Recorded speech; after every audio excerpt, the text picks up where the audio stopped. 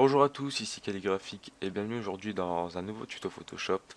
Et dans ce tuto, on va apprendre à réaliser une petite signature de ce genre-ci.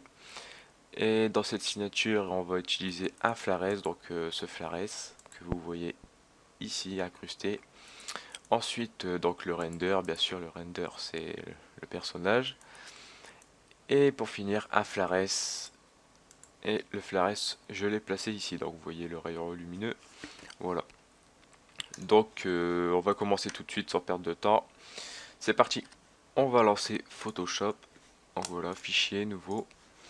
Alors pour les signatures, moi j'utilise 500 de largeur et 190 de hauteur, résolution 72 et le reste RVB 8 bits et arrière-plan en blanc. Donc voilà. Tout de suite, je vais importer mon render, donc fichier importé, mon render, voilà. Je maintiens un shift enfoncé pour l'agrandir. Voilà. Hop. Je fais édition, transformation et symétrie axe horizontal. Donc c'est pour l'inverser. Ensuite, je vais le mettre. Donc je vais le rétrécir un tout petit peu. Hop. Descendre. Et c'est bon. Donc, ça c'est pour le render. Je duplique ce render. Et je vais commencer à le placer, donc à faire un petit peu le fond, donc je vais le placer n'importe où, donc on le duplique plusieurs fois, comme j'avais fait un peu dans le tuto wallpaper numéro 1. Voilà, donc comme ça. Ensuite je sélectionne tout, donc toujours maintenant en shift pour tout sélectionner. Clic droit et fusionner les calques.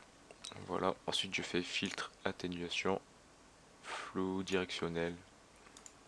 Bon, je peux mettre à peu près comme ça, 70. Je vais repasser mon render devant et celui-là je le duplique encore. Voilà. Donc on va passer donc à l'arrière-plan.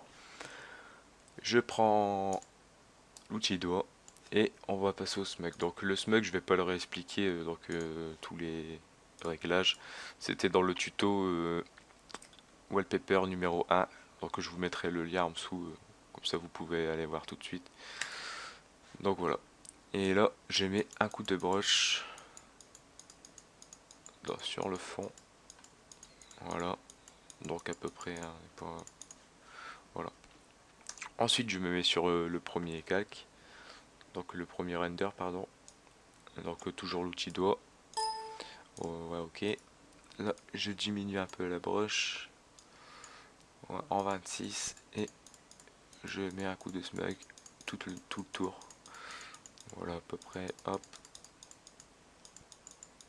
Donc c'est un peu comme vous le sentez, hein, ça c'est force de le faire, voilà.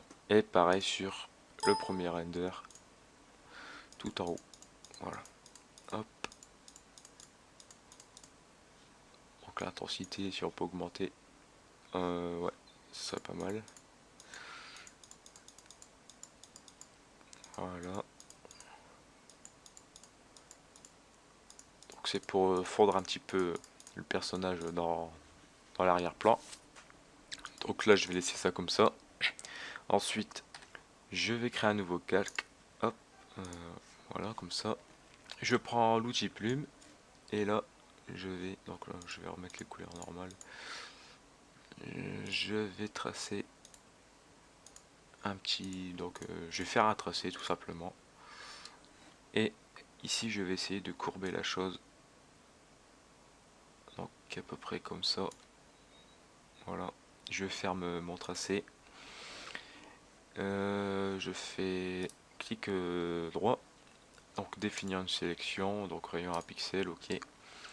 Je prends le pot de peinture, couleur blanche, je mets dedans et je fais CTRL D pour désélectionner. Donc tout simplement. Ensuite, ça je vais le mettre en incrustation. Voilà. Opacité 100% et je le duplique encore une fois. Donc voilà qu'est-ce que ça donne. Donc comme d'habitude on enregistre toujours quand on fait quelque chose. Et ensuite je vais ajouter le Flares. Donc le Flares c'est fichier enregistré, importé pardon. le Flares. Donc je vais le laisser comme ça pour l'instant et vous le mettez tout de suite en superposition.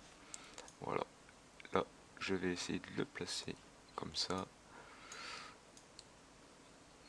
On va pas faire trop, donc de moi je le bouge avec les flèches pour dire de bien placer. Si c'est pas assez lumineux, eh ben on fait CTRL J pour dupliquer. Voilà, donc d'abord je vais le fusionner, comme ça ça fera moins de calque. Et superposition. Voilà. Ensuite je vais ajouter un petit masque de fusion. Si on voit qu'on a un petit peu, je vais vous expliquer. Donc là on voit, je vais faire un petit zoom. Voilà.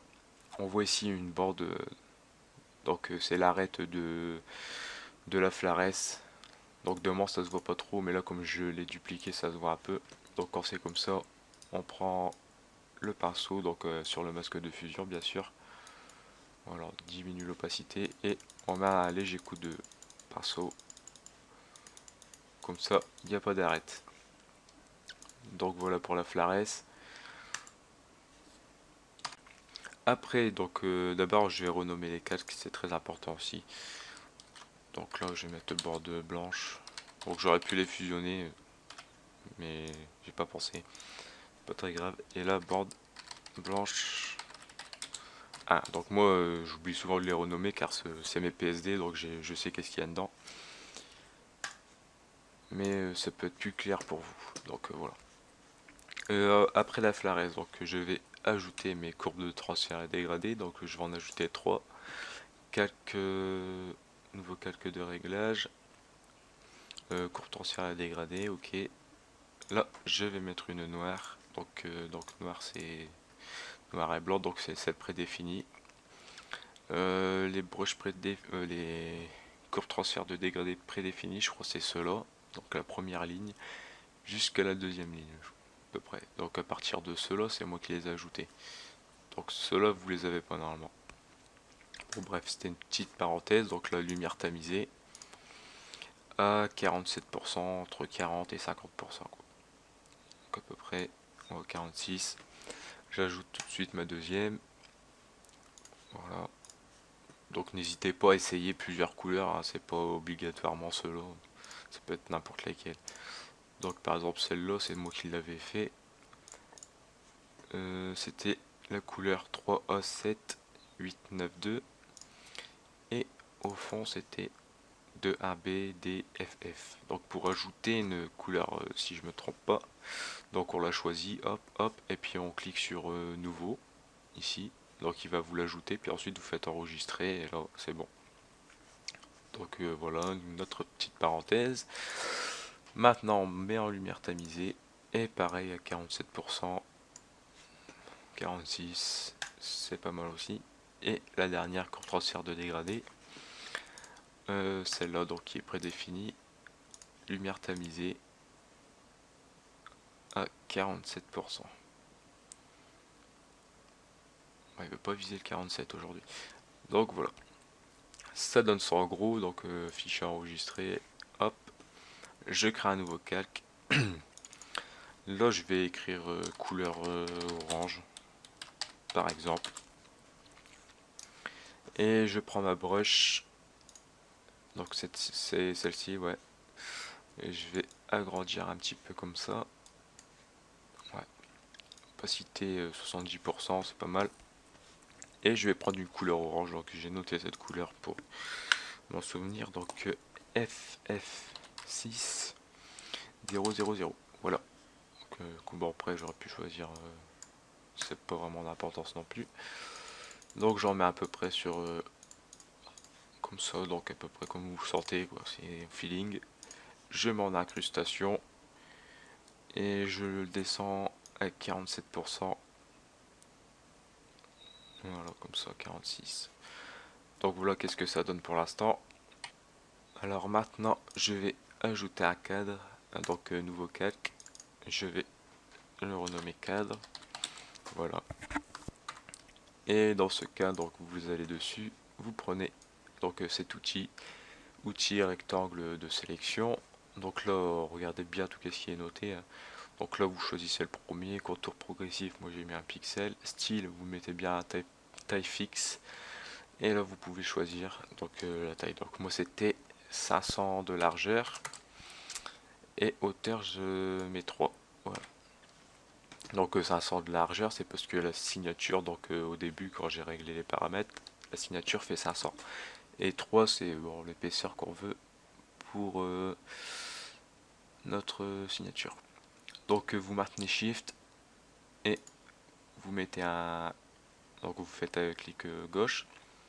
Vous faites pareil, donc toujours en maintenant Shift. Parce que sinon je crois si, voilà, ouais, si on maintient pas Shift, ben, il nous enlève celle du dessus.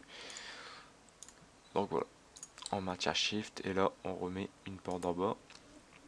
Ensuite on va changer les réglages là. Donc maintenant on veut 190 pour la hauteur ici. Donc largeur on veut 190. Et hauteur, oh, ils appellent ça hauteur. Non, c'est le contraire, je me suis trompé. Donc là, hauteur 190 et largeur 3 pixels. Donc je veux que de large elle fait 3 et de haut elle fasse 190. Voilà. Toujours en maintenant Shift, hein. Donc ça c'est fait. On prend maintenant le pot de peinture. Donc je vais mettre, bon, je vais mettre du blanc comme ça. Voilà. On peut faire CTRL D pour désélectionner. Ensuite, moi je fais incrustation, non pas incrustation de couleur, je fais incrustation de dégradé. Je mets un angle à peu près comme ça chaque fois. Donc après c'est que vous le sortez aussi, hein. Donc là c'est un angle de moins 21. Et je vais mettre la meilleure astuce, c'est de prendre deux couleurs dans notre signature pour bien faire suivre le cadre. Donc là je vais partir de la couleur la plus foncée, qui est à peu près le gris, donc je vais mettre un peu plus comme ça. Et une couleur un peu plus claire dans la signature. Donc il faut trouver les bons tons, quoi, on va appeler ça comme ça.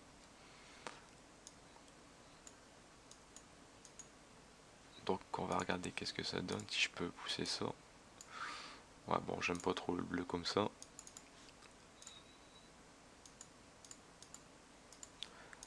Donc faut essayer, hein, faut essayer plein de choses. Bon, je vais essayer de me dépêcher quand même. Bon, je vais mettre ça comme ça. Voilà.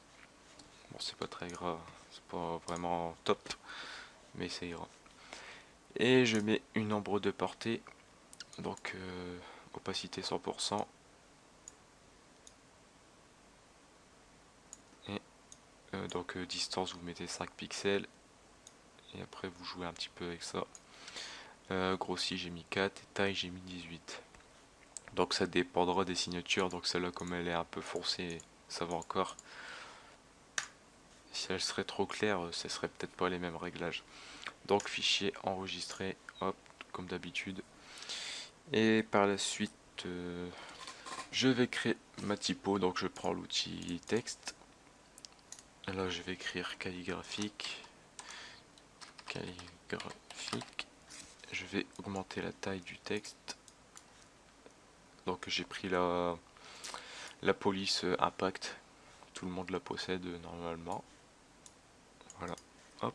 Je recrée nouveau texte. Donc je vais mettre design. Ouais, comme ça. Je vais réduire la taille. Je vais mettre ouais, à peu près pas trop petit quand même. Donc design, voilà. Je vais le descendre un tout petit peu. Voilà, comme ça.